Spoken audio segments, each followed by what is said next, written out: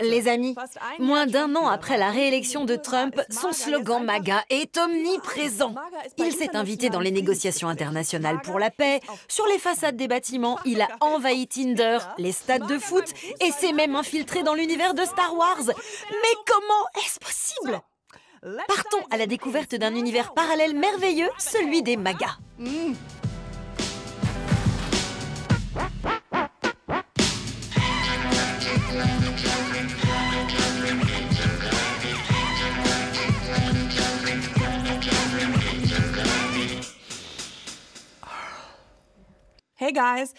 Salut tout le monde, je suis Katiana Gertz, une comédienne germano-américaine et aussi une personne. Pour celles ou ceux qui auraient passé ces dernières années dans le coma, MAGA signifie Make America Great Again, rendre sa grandeur à l'Amérique. Aux États-Unis, cet acronyme désigne un mouvement populiste de droite qui a pris beaucoup d'ampleur sous Donald Trump. Depuis sa réélection, les MAGA sont plus influents que jamais. Il y a un an, notre pays était très malade. Et aujourd'hui, c'est le pays le plus sexy au monde.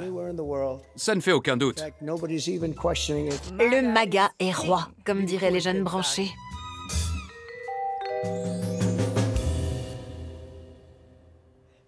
Mais qui sont exactement ces MAGA? Personnellement, je les vois un peu comme les rageux de la classe politique. Ils détestent l'égalité entre les êtres humains. Alors pourquoi ne pas supprimer les mots « femme »,« noir » et « queer » de tous les sites officiels du gouvernement?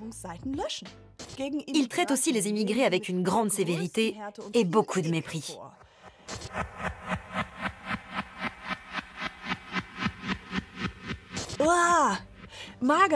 Les MAGA aiment tellement la haine qu'ils s'identifient aux pires méchants de l'histoire de la pop culture occidentale. Vous savez, ceux de l'Empire galactique dans Star Wars. Ce qui suit provient de plusieurs chaînes officielles du gouvernement. Le contrôle aux frontières contre-attaque, à la manière de l'Empire et des chasseurs de primes. Ici, on voit même Trump tenir le sabre laser rouge de Dark Vador. Et tout comme Dark Vador et l'Empire galactique, Trump et le mouvement MAGA cherchent à bâtir un nouveau système. Vous avez vu? C'est marrant. On dirait un sabre laser. Désolé. Désolé. Les MAGA ne sont pas seulement animés par la haine, ils ont aussi en eux beaucoup d'amour pour l'Amérique, leur dieu chrétien et bien sûr pour Donald Trump. De préférence les trois en même temps, comme sur cette toile de l'artiste Vanessa Orabuena. You have no idea what God has calling for you. You have no idea where you're going, and in some cases, you don't know why. But He needs you. He needs me. Et quel partisan du mouvement MAGA aime le plus Trump? Trump lui-même. Comme en témoigne sa boutique officielle où son nom est estampillé sur absolument tous les produits. Sur des casquettes, t-shirts, verres, tasses, lacets, maniques, du café, des masques hydratants et sur des couteaux à fromage. Mais le produit que je préfère dans cette boutique, c'est ce petit haut-parleur. Salut chérie, quoi de neuf? Ça sent un peu le culte de la personnalité, si vous voulez mon avis. Et toi, Sylvester Stallone, qu'est-ce que tu en penses? C'est l'acteur préféré de mes parents. We are in the presence of a really mythical character. I love mythology. And this individual does not exist on this planet. Trump est aussi très populaire auprès de ses collaborateurs. Voici une image du ministère américain du Travail. Depuis début août 2025, ce petit portrait très discret du président y est affiché. En tout cas, loin de moi l'idée de comparer Trump à un dictateur. J'ai dit non. Hé, arrête! Voilà, c'est bon. Trump semble effectivement capable d'enthousiasmer les foules et particulièrement les jeunes. Et tout ça grâce à une catégorie de la population bien particulière, les jeunes influenceurs MAGA. Le plus célèbre d'entre eux n'était autre que Charlie Kirk, assassiné le 10 septembre 2025 à l'âge de 31 ans. Trump a ensuite ordonné que le drapeau américain soit mis en berne sur tous les bâtiments gouvernementaux pendant 4 jours. Clarkson Lawson est un jeune ex-influenceur MAGA, autrefois soutenu par l'organisation ultra-conservatrice Turning Point USA. Nous l'avons rencontré avant l'assassinat de Charlie Kirk pour lui demander Pourquoi Donald Trump suscitait autant d'enthousiasme? Je ne saurais pas vous expliquer exactement pourquoi. En tout cas, il a réussi à se faire passer pour un sauveur. Il n'a pas hésité à parler des problèmes des gens. C'est aussi quelqu'un qui sait s'adresser à une foule pour la convaincre. Et quand les gens associent ce type d'influence au pouvoir, ça peut leur donner de l'espoir.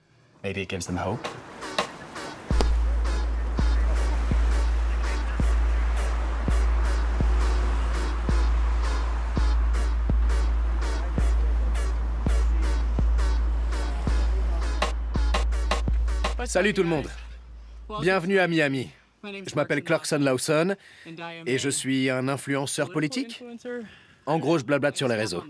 Ce que je vais dire ne devrait pas être un sujet de controverse aux États-Unis. Un conseil municipal n'a pas à ressembler à une église ou à une synagogue. Apparemment, vous avez des questions à me poser, alors bavardons. C'est parti.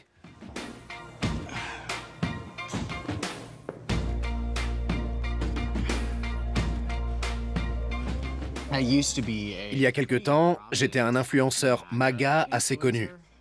J'ai commencé cette activité il y a 4 ou 5 ans. On m'a tout le temps raconté que Donald Trump était homophobe. Et 6 ans plus tard, je me suis retrouvé chez lui avec des centaines d'autres républicains homosexuels. Ces problèmes sont arrivés lorsque Biden a annulé toutes les mesures que Trump avait mises en place aux frontières. J'espère que tu aimes te cambrer pour Trump. Oui, merci, j'adore ça.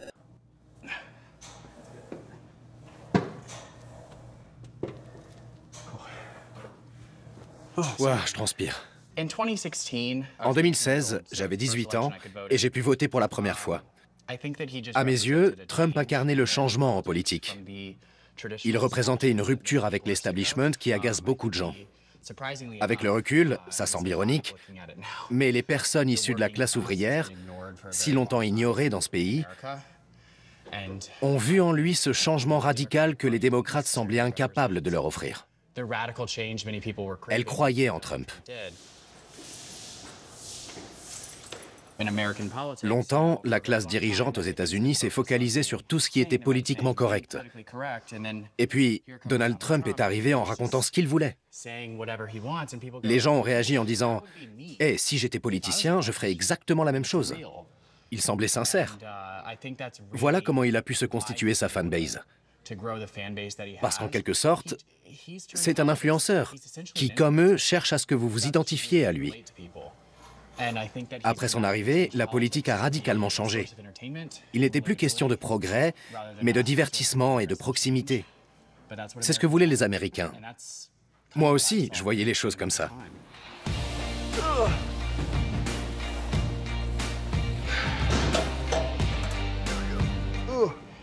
La mouvance MAGA peut offrir un sentiment d'appartenance, mais qui n'est pas sans condition. Leurs événements sont sympas, tout comme leurs organisateurs, mais dès que vous vous éloignez, ne serait-ce qu'un peu de ce que dit leur leader, Donald Trump, vous serez immédiatement placé sur une liste noire. Et c'est ce qui m'est arrivé quand j'ai voté pour Kamala Harris. Je m'apprête à déposer mon bulletin de vote, et j'espère que vous allez faire de même. En tout cas, je voulais vous dire quelque chose que peu de commentateurs politiques osent exprimer. Votez pour qui vous voulez, parce que je comprends les arguments des deux camps. J'ai posté cette vidéo il y a quelques jours, et vous vous demandez sûrement ce qui m'a dissuadé de voter pour Trump en 2024.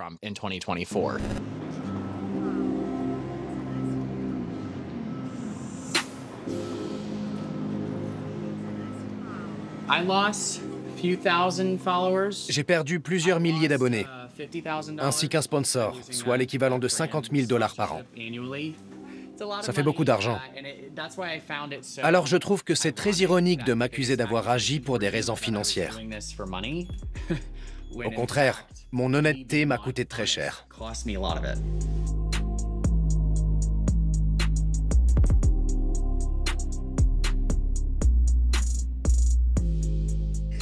Bon les gars, entrez. Bienvenue dans mon appartement. C'est ici que tout se passe.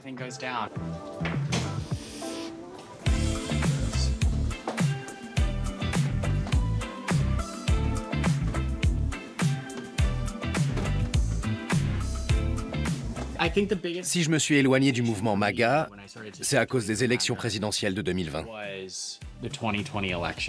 Cette élection a été truquée, on nous l'a volée et on ne va pas laisser passer ça. Honnêtement, il suffit de regarder les faits d'un peu plus près et on se rend vite compte que l'élection de 2020 n'a pas été volée. Alors comment faire encore confiance à Donald Trump? On ne peut pas fermer les yeux face à quelqu'un qui ment délibérément, déstabilise notre pays et sème la méfiance envers nos institutions.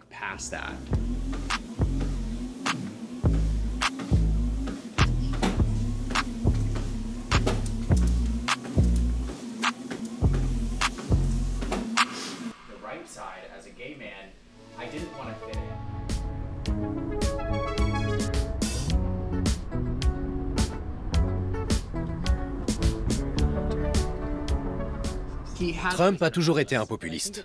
Mais j'ai mis du temps à m'en rendre compte parce que j'étais jeune et que pour moi, il incarnait le parti républicain.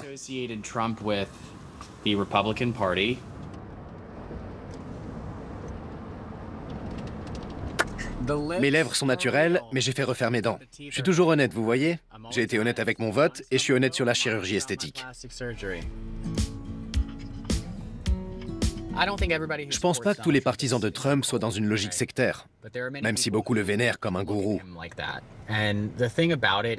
Quand on quitte ce genre de mouvement, on ne le crie pas sur tous les toits. Ce serait trop embarrassant. Personne n'aime admettre qu'il a tort. C'est pas dans notre nature. Voilà pourquoi je m'attends pas à ce que les foules se détournent de lui.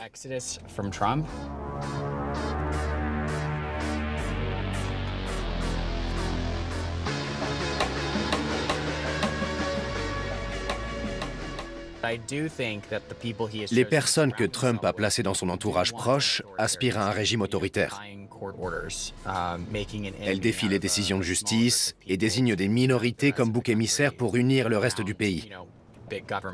Elles cherchent aussi à renforcer le rôle de l'État en instaurant des politiques isolationnistes, avec une rhétorique nationaliste exacerbée.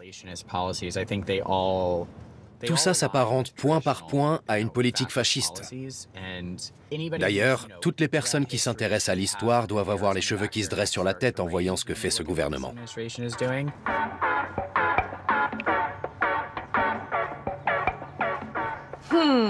C'est vrai, mon Donald? Les MAGA veulent faire de toi un dictateur?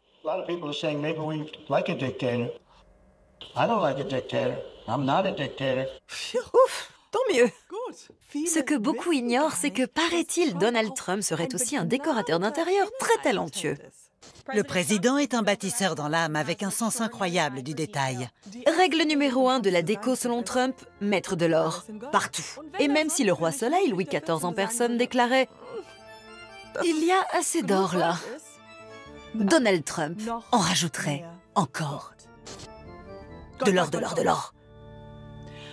Comme en témoigne la nouvelle décoration du bureau ovale.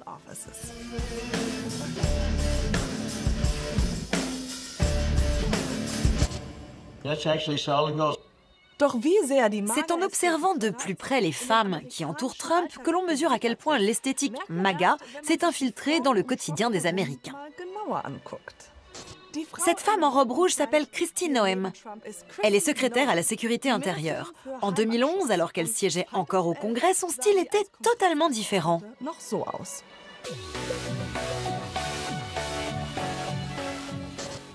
Bien sûr, tout le monde est libre de faire ce qu'il veut de son corps et de son visage, même à grand renfort de lifting, d'injections et de chirurgie esthétique. Mais n'est-ce pas troublant que presque toutes les femmes du mouvement MAGA aient ce que l'on appelle le visage Mar-a-Lago? Tandis que le monde entier se moque de cette esthétique kitsch... Oups, pardon. Mes grosses lèvres sont encore là. Enlevez-les. Des mesures inquiétantes sont mises en œuvre au risque d'installer durablement les États-Unis dans l'ère MAGA. À titre d'exemple, des manœuvres visent à saboter le prochain scrutin en interdisant le vote par correspondance, en compliquant les inscriptions sur les listes électorales et en redécoupant les différentes circonscriptions de manière à favoriser le mouvement MAGA. Sans parler des traitements inhumains infligés lors d'expulsions arbitraires, touchant particulièrement les Latinos à la frontière mexicaine.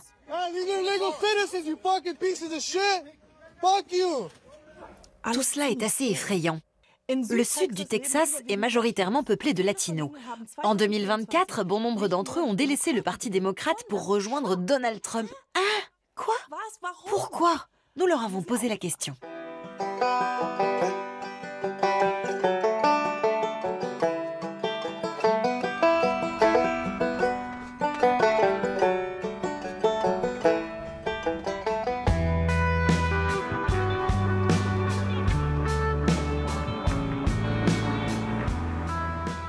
J'ai été le premier dans ma famille à me détourner des démocrates.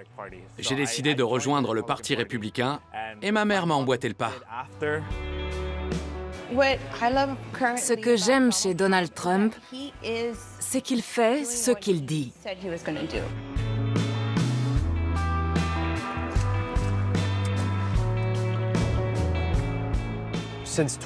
Depuis 2016, les électeurs latinos ont amorcé un virage à droite au niveau national. Ils sont de plus en plus nombreux à rejoindre les rangs du Parti républicain. Certes, un tiers d'entre eux, soit environ 33%, ont toujours voté républicain, mais lors des élections de 2024, ils étaient 42%. Et ce, malgré la rhétorique xénophobe de Donald Trump et ses politiques clairement hostiles aux personnes latino. Et c'est précisément ce paradoxe qui m'a donné envie d'en savoir plus.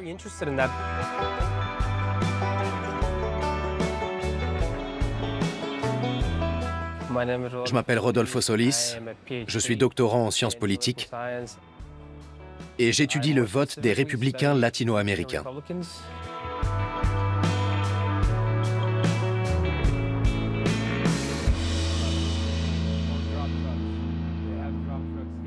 Je m'appelle Alexis Ouskanga, j'ai 21 ans et je viens de Harlingen. J'ai passé toute ma vie ici et je trouve que c'est le meilleur endroit du Texas. C'est une petite ville, mais elle est très agréable. Actuellement, je suis étudiant à l'Université du Texas, Vallée du Rio Grande. Je préside une section locale de Turning Point USA et une association étudiante affiliée au Parti républicain.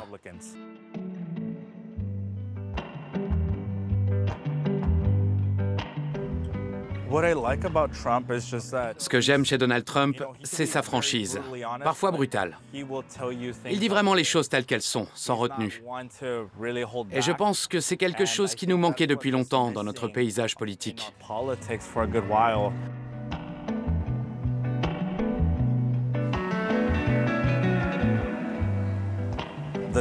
Malheureusement, le Parti démocrate a complètement dévié de sa ligne directrice. Sa politique est beaucoup trop à gauche à mon goût. Ils sont devenus carrément extrêmes. Ils soutiennent des causes que je ne soutiens pas. Je suis chrétien et certaines de leurs valeurs me posent problème. Ils disent par exemple que les femmes devraient avoir le choix, alors qu'en réalité, ils les incitent à l'avortement. Pour moi, c'est une différence fondamentale.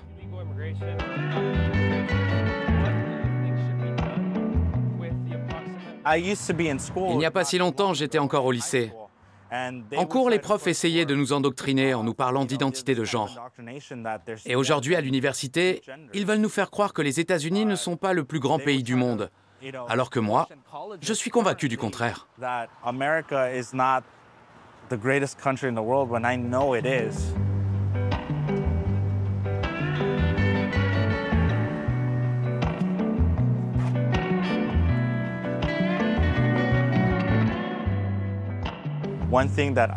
Je puise ma force en Jésus-Christ. La religion nourrit mon espoir en ce qui concerne la jeunesse américaine. Je suis persuadé que les États-Unis finiront par prendre le bon chemin. Mais ça ne sera pas facile, et je sais qu'il y aura beaucoup de souffrances en cours de route. Pourtant, j'ai confiance en l'avenir de mon pays.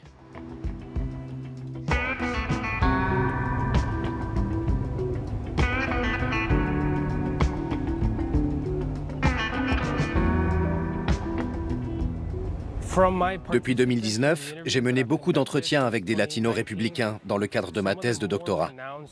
Certains sujets reviennent constamment dans les discussions. Nous, les politologues, les définissons comme des enjeux de guerre culturelle. Il s'agit par exemple de l'avortement, de l'immigration, du port d'armes, des contenus enseignés dans les écoles publiques, des contrôles aux frontières ou encore de la sécurité nationale. Ce sont des sujets qui comptent énormément pour ces électeurs.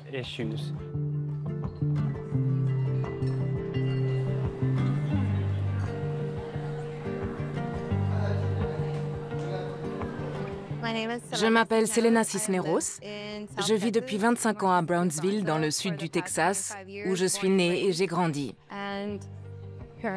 Actuellement, je suis réceptionniste et militante pour le Parti républicain.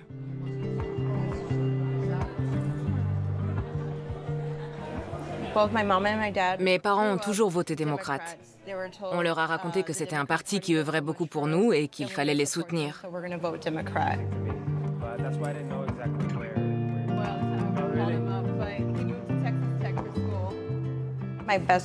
Ma meilleure amie, avec qui j'ai grandi, a très mal réagi lorsque je lui ai avoué être opposée à l'avortement. Elle m'a envoyé un long message, reprenant tous les reproches que l'on adresse habituellement aux républicains. Selon elle, je serais xénophobe, homophobe, etc.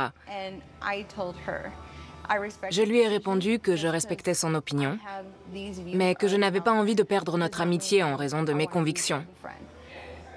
J'ai de nombreux amis qui ne partagent pas mon point de vue, et c'est encore le cas aujourd'hui.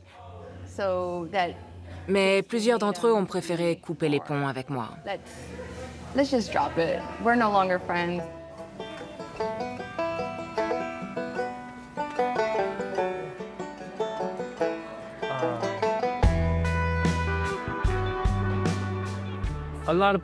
On prétend souvent que ce virage à droite chez les Latinos ne serait qu'un effet lié à Donald Trump et qu'il serait appelé à disparaître dans un futur proche.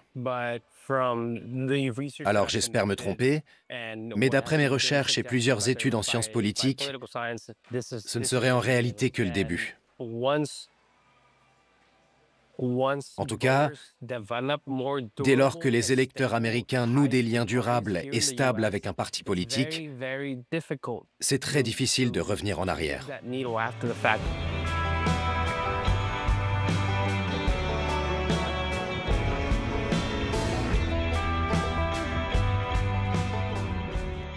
Les militants MAGA racontent énormément de mensonges.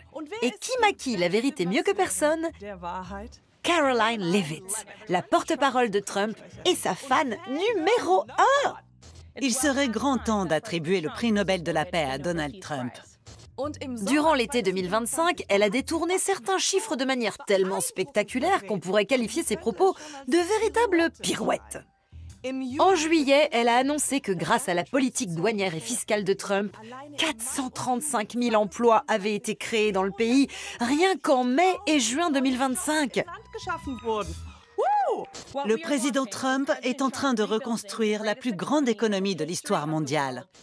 Bon, il se trouve qu'Erika McEntire, la responsable des statistiques au ministère du Travail, aurait quelque peu corrigé ces chiffres.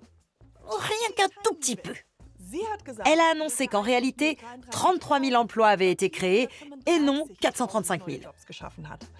Donald Trump l'a aussitôt licencié.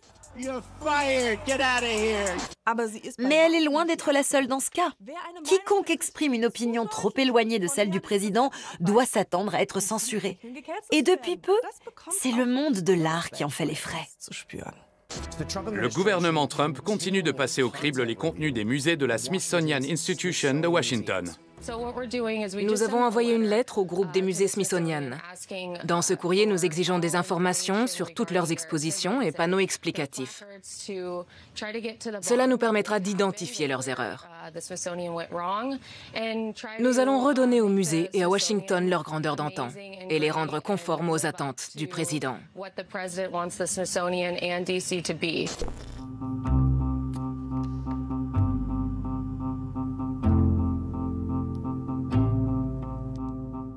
Bonjour, je m'appelle Patricia Cronin et nous voici dans mon atelier à Brooklyn.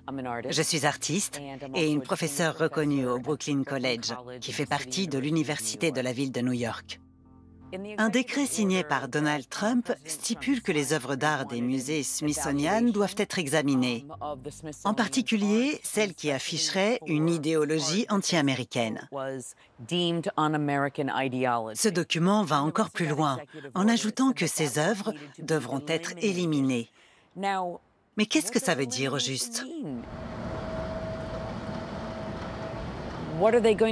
Que compte-t-il faire de toutes ces œuvres d'art qu'il juge si choquantes et qu'il qualifie d'anti-américaines? On dirait qu'on entre dans une nouvelle ère d'art dégénéré, comme sous le macartisme. Car si le gouvernement décide de ce qui relève de l'art, de l'histoire ou de la culture, ça devient vraiment inquiétant. Et ça va réduire les gens au silence.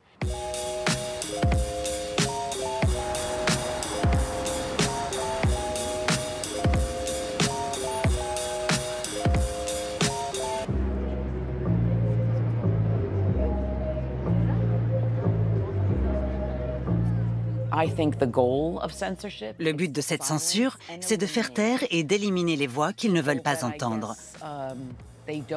Ce gouvernement refuse de nous écouter, de nous voir, et cherche à nous écarter de la vie publique. Parce que quand l'État contrôle l'éducation, la culture et l'histoire, il contrôle le présent, et donc aussi l'avenir.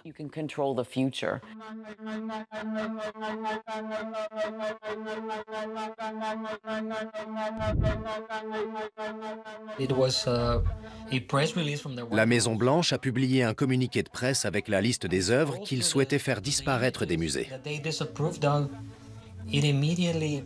Tout de suite, ça m'a fait penser à la fameuse liste d'art dégénéré établie par les nazis à la fin des années 1930 en Allemagne.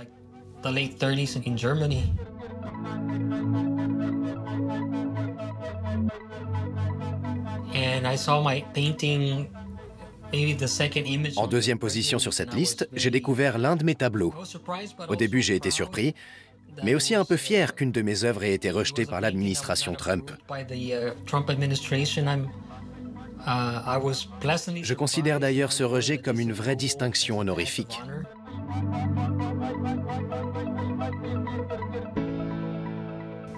Je m'appelle Rigoberto González, je suis peintre et professeur à l'Université du Texas, Vallée du Rio Grande.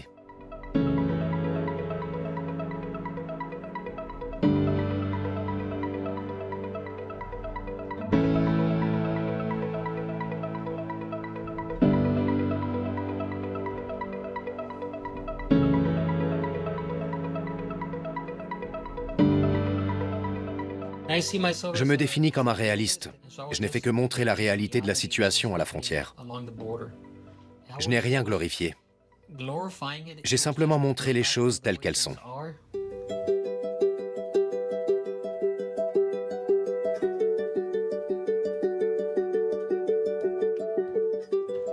Oh yes. Oh oui. Vu sous cet angle, ça rend vraiment bien. Mon œuvre la plus célèbre s'intitule « Mémorial pour un mariage ». Je l'ai réalisée en 2002. C'est le premier monument au monde dédié au mariage entre personnes du même sexe. Lorsque la Smithsonian Institution s'est intéressée à mon travail et a acquis cette œuvre, ça a été comme une forme de reconnaissance pour moi.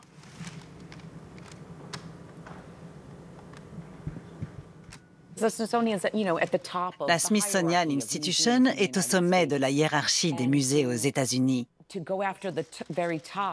S'attaquer à elle revient automatiquement à intimider tous les autres établissements culturels. Plusieurs conservateurs de musées m'ont confié qu'ils ont déjà dû modifier le contenu de leurs expositions et adapter le langage utilisé pour ne pas attirer l'attention sur eux et risquer de perdre leurs subventions. Résultat, les musées renoncent aujourd'hui à exposer des œuvres antifascistes, féministes ou LGBT. J'ai peur pour moi, pour mes œuvres de la collection de la Smithsonian Institution et pour tous les autres artistes. La situation est effrayante, parce que tout ça risque d'affecter mes revenus et ma famille. Malgré tout, nous devons continuer à faire ce que nous estimons juste. Je veux montrer à mes enfants que même dans un moment comme celui-ci, il faut défendre ses convictions.